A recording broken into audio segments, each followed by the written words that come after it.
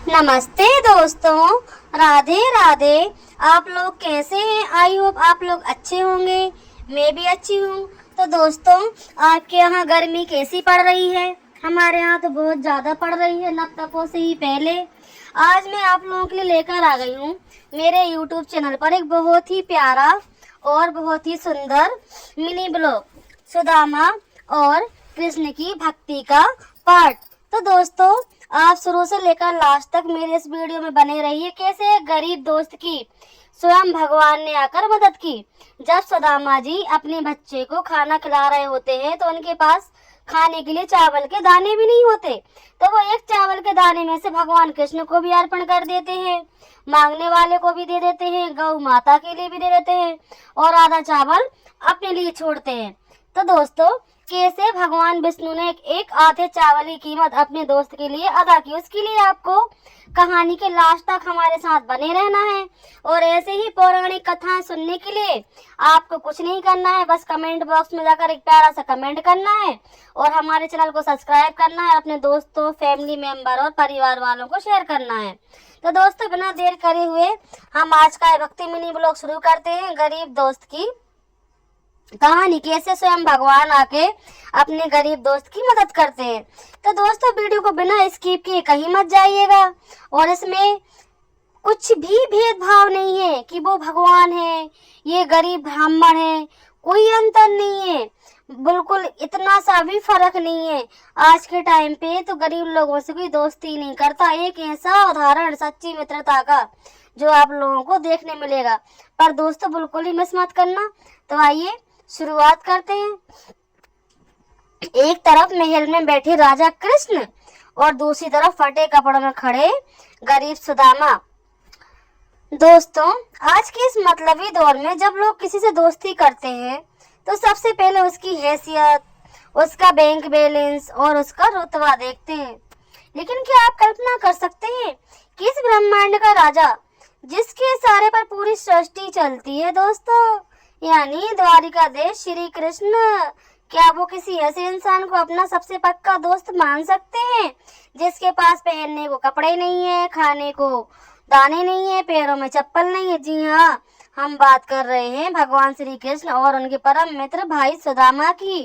एक तरफ सोने की द्वारका के भव्य राजा और दूसरी तरफ एक वक्त के दाने दाने के लिए तरसते हुए बेहद गरीब ब्राह्मण सुदामा।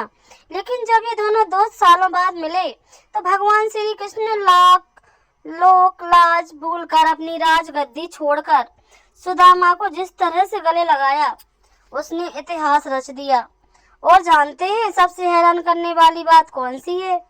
सुदामा ने शर्म के मारे अपना मुंह श्री कृष्ण से फूटी कौड़ी तक नहीं मांगी, लेकिन फिर भी प्रभु ने उन्हें बिना मांगे वो सब कुछ दे दिया जिसकी कोई कल्पना भी नहीं कर सकता।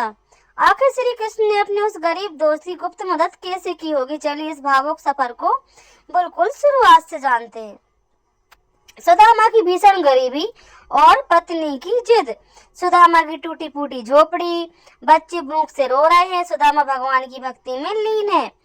गुरुकुल की शिक्षा पूरी होने के बाद जहाँ श्री कृष्ण द्वारिका के राजा बन गए, वहीं सुदामा अपने गांव में एक साधारण और बेहद गरीब ब्राह्मण का जीवन जी रहे थे। सुदामा इतने संतोषी थे कि भिक्षा में जो मिल जाता उसी में खुश हो जाते। लेकिन एक समय ऐसा आया जब उन्हें घर में कई दिनों तक चूल्हा नहीं जला। बच्चे भूख से बिलखने लगे। उनकी पत्नी सुशीला का दिल बच्चों का रोना देखकर बैठ गया। उन्होंने रोते हुए सुदामा जी से कहा, हे स्वामी, आप हमेशा कहते हैं कि द्वारका के राजा श्री कृष्ण आपके बचपन के परम मित्र हैं।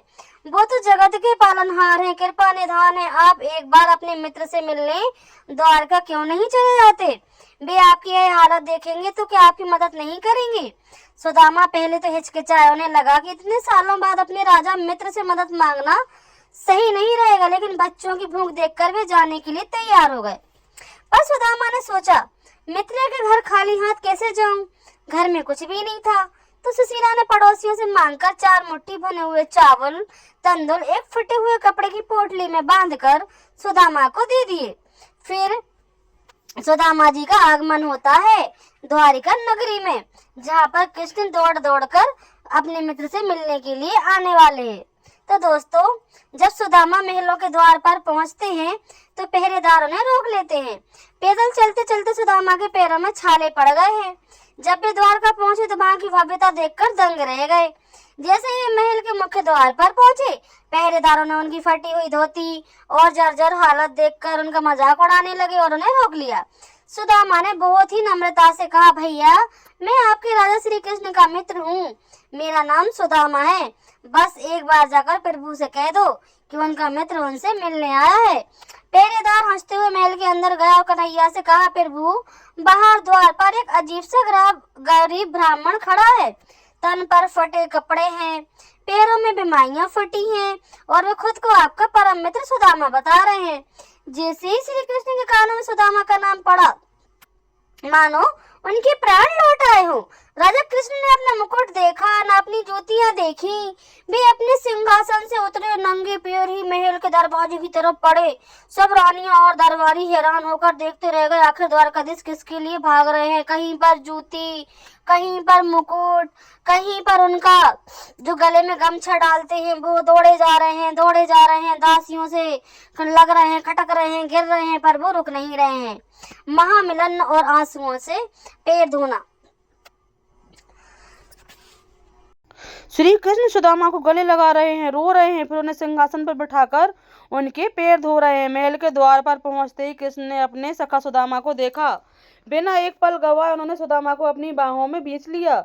दोनों मित्र एक दूसरे के गले लगकर रोने लगे। सालों का बिछोह आंसुओं के रूप में बह निकला।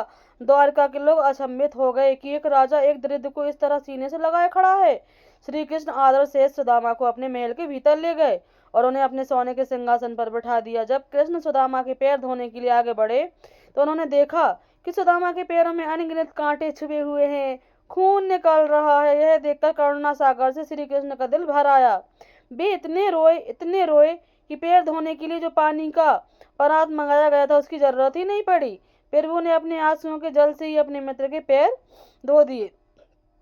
देखिए सुदामा की दीन दशा, करुणा निधि रोए। परम पारत को हाथ छुआए नाही, नैनन के जल सो पग धोए। 3 मुट्ठी चावल का रहस्य। श्री कृष्ण हंसते हुए सुदामा के बगल से चावल की पोटली छीन रहे हैं और चावल खा रहे हैं। महल में सुदामा को 56 भोग परसे जाते हैं, लेकिन सुदामा शर्म के मारे अपनी उस फटी हुई चावल की पोटली को अपनी काख में छुपा रहे हैं। वो सोच रहे हैं कि इतने बड़े राजा को मैं यह अदाना सा उपहार कैसे दूं, लेकिन अंतर्यामी कृष्ण सब कुछ देख रहे थे। उन्होंने हंसते हुए सुदामा के हाथ से वो पोटली छीन ली और कहा, अरे मित्र, ऐसा हो सकता है कि मेरी भाभी मुझे कुछ खाने के लिए नहीं रखेगी? तुम मेरे लिए भाभी का भेजा हुआ अमृत जैसा उपहार क्यों छुपा रहे हो? जैसे ही कृष्ण ने पहली मुट्ठी चावल मुंह में डाले, उन्होंने सुदामा को धरती लोक का सारा धन और वैभव और सुख चुपचाप दान कर दिया। जब उन्होंने दूसरी मुट्ठी चावल खाए तो उन्होंने स्वर्ग की लोक की संपत्ति भी सुदामा के नाम कर दी। जैसे ही तीसरी मुट्ठी खाने के लिए हाथ आगे बढ़ाने लगे, तभी माता लक्ष्मी का अवतार रुक्मणी ने उनका हाथ पकड़ लिया। स्वामी, आप ये क्या कर रहे हो? यह द्वारका का महल भी आप अपने मित्र को दे दोगे, फिर हम सब कहाँ रहेंगे? अद्भुत बात यह है कि सुदामा को इस सब का पता ही नहीं चला। उन्होंने संकोच के कारण मुंह से एक शब्द भी नहीं मांगा और कुछ दिन बाद वे खाली हाथ ही अपने गांव के लिए वापस लौट पड़े। सुदामा का चमत्कार और सीख। सुदामा अपने गांव में पहुंचते ही जहां टूटी फूटी झोपड़ी थी वहां सोने का महल खड़ा है। पत्नी और बच्चे राजकुमारों के जैसे कपड़े पहने हैं। रास्ते में सुदामा से यही सोच रहे थे, घर जाकर अपनी पत्नी सुशीला को क्या मुंह दिखाऊंगा। वे सोच रहे थे कि कृष्ण ने मुझे खाने को तो खूब दिया पर घर के लिए कुछ नहीं दिया। लेकिन जैसे ही सुदामा अपने गांव की सीमा में पहुंचे वे चौंक गए। जहां उनकी पुरानी झोपड़ी थी वहां इंद्र के महल जैसा सोने का एक विशाल महल खड़ा था। उनकी पत्नी रेशमी कपड़े और कीमती गहनों में सजी हुई बाहर खड़ी थी। सुदामा की आंखों में आंसू आ गए। वे समझ गए कि उनके सखा ने बिना मांगे ही उनकी दरिद्रता को हमेशा के लिए अभिशाप से मुक्त कर दिया। यह होती है सच्ची मित्रता, जहां मांगने की जरूरत नहीं होती, केवल प्रेम ही काफी होता है। दोस्तों, कृष्ण और सुदामा की यह पावन कहानी हमें सिखाती है कि दोस्ती में कोई भेदभाव नहीं होता। आपको यह कहानी कैसी लगी हमें लिखकर कमेंट बॉक्स में जय श्री कृष्ण लिखकर हमें ज़रूर बताएं। वीडियो को लाइक करें, शेयर करें और हमारे भक्ति चैनल को सब्सक्राइब करना ना भूलें। धन्यवाद। जय श्री कृष्ण दोस्तों। तो दोस्तों आपको आज का हमारा ये भक्ति मिनी ब्लॉग कैसा लगा? हमारी कोशिश थी कि हम आप लोगों के पास एक मोटिवेशनल सुविचार लेकर आएँ। देखिए कैसे भगवान और गरीब मित्र की भावनाओं को समझिए। जो बगैर बोले ही सब कुछ समझ गए, वो ये भी समझ गए कि जो सुदामा की पत्नी है सुशीला, वो कभी भी सुदामा जी के लिए खाली हाथ नहीं भेजेगी। वह अपने देवर के लिए कुछ न कुछ खाने को जरूर भेजेगी। पर सुदामा हिचकिचा रहे हैं कि अरे इतना बड़े महल का राजा है, तो इतने से चावल में उसको क्या ही दूं।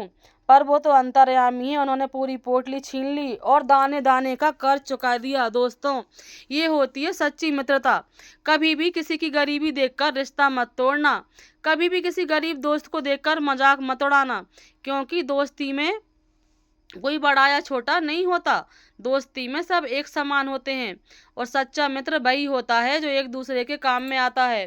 दोस्ती में फोटो में तो सब साथ आ जाते हैं, लेकिन परेशानी में वही चेहरे सामने आते हैं जो आपके सच्चे मित्र होते हैं।